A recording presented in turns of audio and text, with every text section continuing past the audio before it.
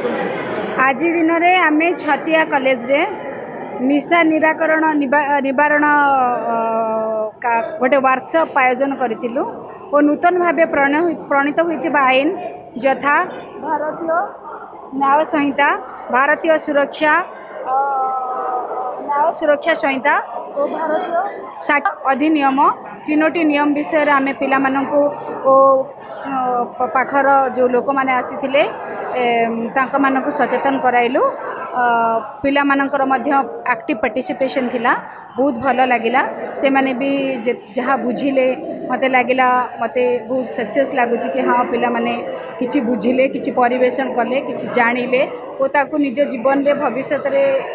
कार्य रे लगेबे बोली मोर आशा और विश्वास। हाँ आज आमर महापुरुष हाड़ीदास महाविद्यालय रे जो कार्यक्रमटी होईछि निशा निवारण और नूतन आईन प्रणयन उपर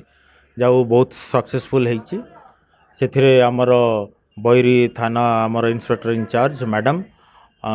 जाऊ बहुत तांका प्रचेष्टा रे आमर कॉन्फ्रेंस हॉल रे कॉलेज रो कॉन्फ्रेंस हॉल रे सफल होईछि। आजिकाली पिला माने जो प्रकार निशा करूचंती तांकु सेथरो निवृत्त रहिबा पई को भलिया पदक्षेप निया जाई पारिबो सेथिपई तांकु तांको सचेतनता दृष्टि तांको पई प्रेरणादायक ए जिनस